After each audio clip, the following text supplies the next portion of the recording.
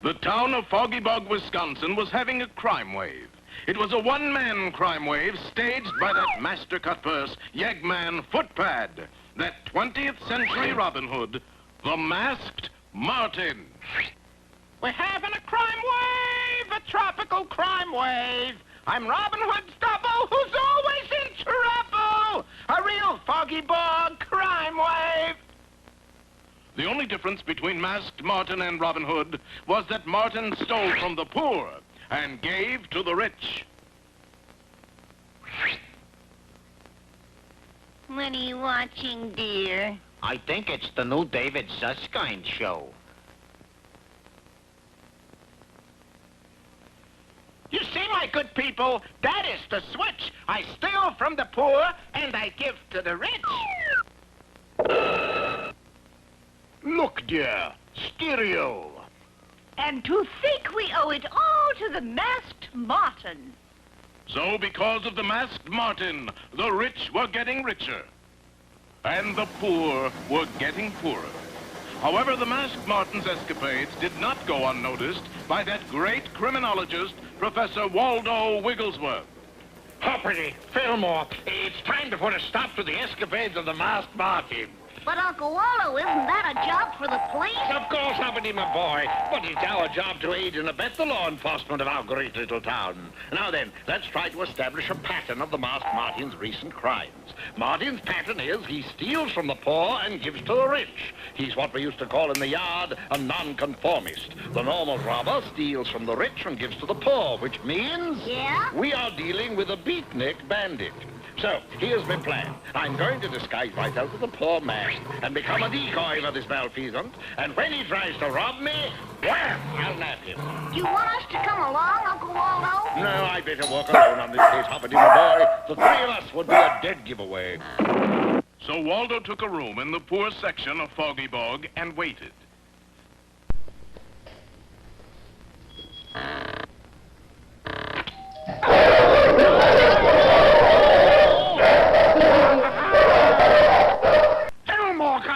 What are you doing here? I thought I told you to wait in the car. I thought you might be hungry. I brought you a liverwurst sandwich. Oh, good thinking, Fillmore. I love liverwurst. I'm as hungry as you pardon the expression bear. Just hand it over.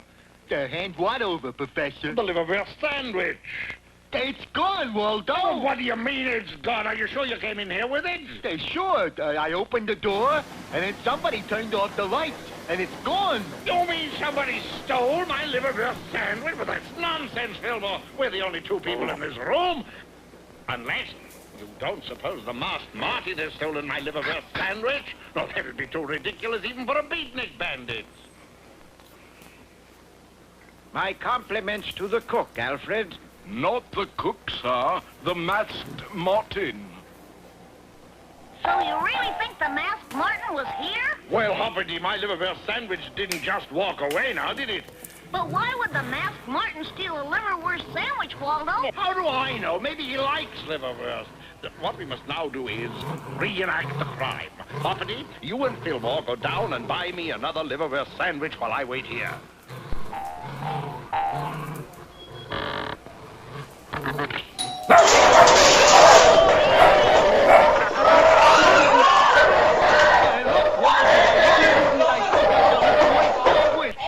Yes, you still have the liverwurst sandwich, but that only proves that the Masked Martin wasn't here. Oh, he was here all right. Hoppity, you see that Fillmore still has the liverwurst sandwich, don't you? Yeah? Then what makes you think that the Masked Martin was here? Because he's stolen your clothes, Uncle Waldo. Oh, I thought that was a little chilly. Well, it seems the only thing that Waldo is going to catch is a cold in the head. Be sure to watch our next episode, Elementary, My Dear Fillmore, or Show Me a Liverwurst and I'll Show You a Thief. Waldo, in our last episode, had his liverwurst sandwich stolen by the Masked Martin. But why would the Masked Martin steal a liverwurst sandwich, Uncle Waldo? How should I know? Maybe he likes liverwurst. What we must now do is reenact the crime. Hoppity, you and Fillmore go down and buy me another liverwurst sandwich while I wait here.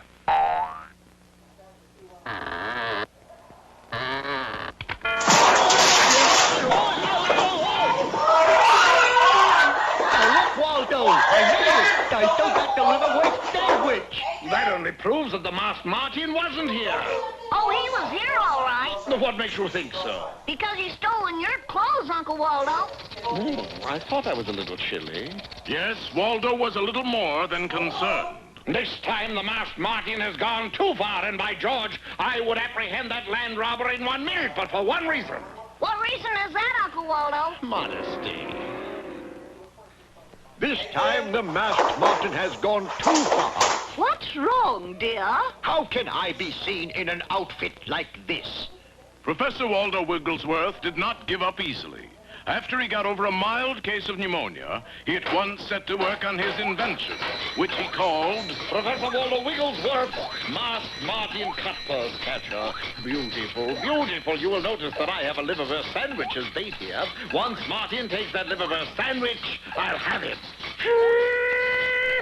What was that, Fillmore? I think that was the noon whistle, Waldo. It's time for lunch. Oh, good. I'm as hungry as, if you'll pardon the expression, Fillmore, bear. Turn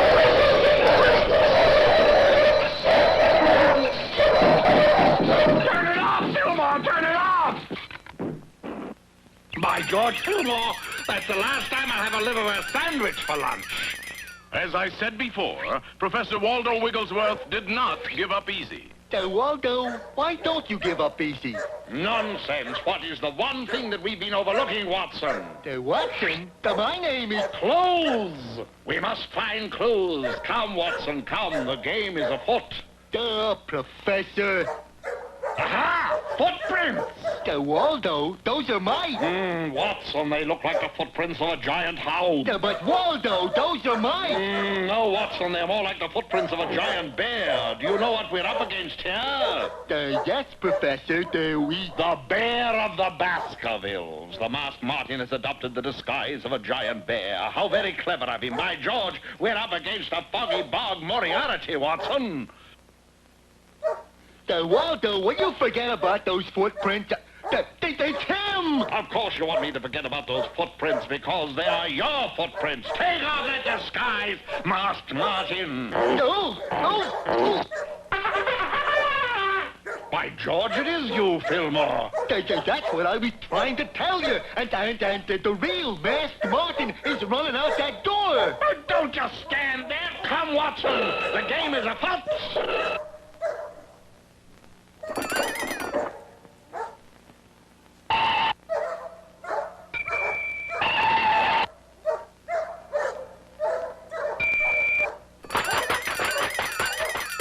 Go, confound you, Fillmore! Waldo, look. It says walk. Quite right, Fillmore. Never do to get a ticket for J running in a walk zone.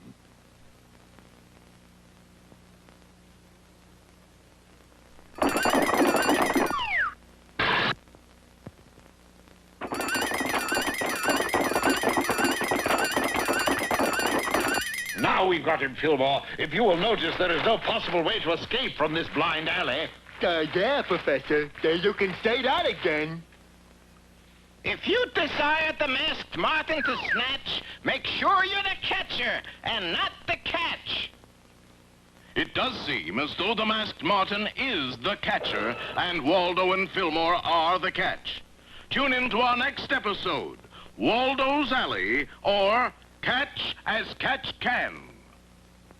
Waldo and Fillmore thought they had trapped the masked Martin in a blind alley. Now we've got him, Fillmore. If you will notice, there is no possible way to escape from this blind alley. Yeah, Professor. You can say that again. What are we going to do now, Professor? Well, what we have here, Fillmore, is an extremely solid wall. What I can't understand is how we got in here in the first place. The masked Martin just built that wall, Waldo. And a splendid job, too. You will notice how he laid these bricks with an economy of mortar. Yes, Fillmore, this is the job of a craftsman. Professor! I don't care what kind of a job it is. How are we going to get out of here? Did you say something, Fillmore? Yeah, I said, how are we going to get out of here?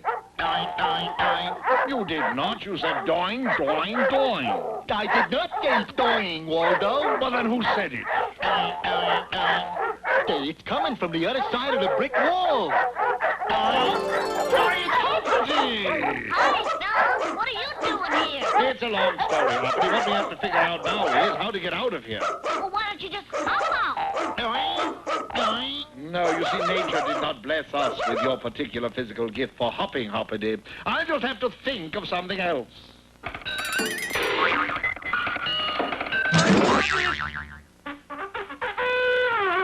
We'll blast our way out. How are we going to do that, Waldo? We'll have Hoppity hop over the wall and get some dynamite and blow down the wall. So Hoppity hopped over the wall and down the street. Hoppity is taking an interminable length of time getting here with that dynamite from the wall.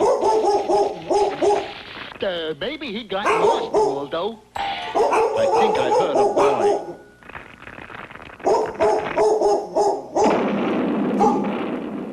Boy, that was some going. Are you hurt, Uncle Waldo? No. Will somebody please answer that phone? What phone? The phone that is ringing inside my head. Oh, never mind. I'll answer it myself. Hello, Wigglesworth here. What's that? Herman's Delicatessen? I'm sorry, you must have the wrong number. Listen, I told you... What's that? The Masked Martin. Well, with whom do you wish to speak, please? Oh, it's for you, Fillmore. Hello. Yeah, this is Fillmore Bear. What's he say? What's he say? Waldo, I can't hear him with you jabbering like that. Sorry, Mr. Martin. What was that again? I see. I see. What? Well, nice talking to you, Mr. Martin. Goodbye. Don't you, Fillmore? What did he say? Well, if you're going to take that attitude, Waldo, I don't know whether I'm going to tell you or not. After all, it was a private conversation. Yes, but you were using my phone. What do you think I am, an answering service? Well, he just wanted to let me know that his next job is to rob the poor man's bank at Bud Long and Adams. That's it. We've got him now. But Waldo, he told me not to tell anybody. Well, that's all right, Fillmore. There's a little of the fink in all of us. Come on, man, let's get down to Bud Long and Adams. But, Uncle Waldo, isn't this a job for the police? Perhaps Hoppity's right. Wait a minute, I'll call them. Busy. Come on, we haven't got a minute to lose. Now listen, you wait here. We don't want to be obvious. I'll just walk in casually and nab him. Stop! Hold up! Get the number of that truck. That's him, all right. The Masked Martin. Yes, that's gotta be a mask. Nobody has a face that ugly. He must have this mask on with epoxy glue. We better take him down to headquarters. But, officer, that ugly mask is my face. Will Waldo be able to convince the police that the ugly mask he is wearing is really his ugly face? Tune into our next episode. Waldo keeps a straight face, or the man in the ironed mask. In our last installment, the police mistook Waldo for the Masked Martin. That's him, all right. The Masked Martin. Yeah, that's gotta be a mask. Nobody has a face that ugly. He must have this mask on with epoxy glue. We better take him down to headquarters. How many times do I have to tell you this isn't a mask, it's my face? Yeah, that's what they all say. But, sir, the person you're holding is not the Masked Martin. Then why is he wearing that disgusting mask? It isn't a disgusting mask. That's his disgusting face. Look, here's a photo of Waldo as a baby, a teenager, and as he is today. Well, all right. We'll let him go on one condition. Yeah? That he keeps that face out of sight till Halloween. What's our plan now, Professor, to catch the Masked Martin? Our plan, Fillmore? Our plan? Our plan is no plan. That's pretty good, Professor. What's it mean? It means exactly what it says. I do not plan to assist in the capture of the Masked Martin. I do not plan to stick my mask, a nose, in where it is not wanted. But Waldo, where is the old fire? The esprit de corps. After all, the lark's on the wing, the snail's on the thorn. Hoppity, if there's one thing I can't stand more than a bugle-blowing bear, it's a platitudinous bromidic bear. Now, just a minute, Waldo. Little did our friends know that at that very moment, the masked Martin was planning a robbery that was to affect the lives of all three of them. When it comes to robbing, I use my noodle. My next pilfery will be Fillmore's bugle. Gee, Fillmore, I'm worried about Uncle Waldo. He's been sitting there for the last 3 hours mumbling to himself. Maybe if I play a happy little tune on my bugle, that might just cheer him up. Great owls and pussycats, Hoppity. Somebody's filched my bugle. Waldo, somebody's pilfered my bugle. Music lover, no doubt. This is the work of the masked Martin. Gee, how do you know, Waldo? Because Fillmore pinned on your back is a piece of paper, and on that piece of paper is scrawled, "The masked Martin was here." Gee, Professor, that's amazing. Elementary. What do we do now, Uncle Waldo? Well, we all know that we're up against a crafty criminal, but we also know that this time he has gone too far.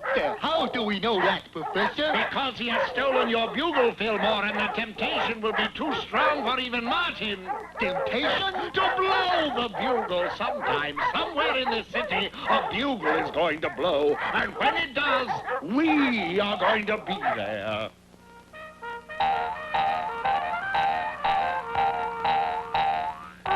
Hey, listen! Do you know what that is? That's beautiful, that's what that is. Of course, that's my bugle. Nonsense, I've never heard you play the bugle like that. Hey, doggone it, Walter, what's the matter with you? That's my bugle, and I'm gonna get it back. That's the most beautiful bugle passage I've ever heard. Such virtuosity, he's a Paganini of the brass section. It's Waldo! That is the masked Martin! Let's go grab him! They don't play bugle solos like that anymore. I got him, Hoppity! Go call the police! Such triple tonguing, such a vibrato. We've got him with the goods, officer. Good work. All right, you, come along now, and don't give me any trouble. No, wait. I cannot deprive the world of a bugle player like that. Officer, it was I. I am the masked Martin. Oh, boy. Your gallantry's touching, but I must confess, I am the masked Martin. Frankly, I need a rest. Well, there goes the greatest living bugle player in the world. But gee, Professor, you still got me. I know.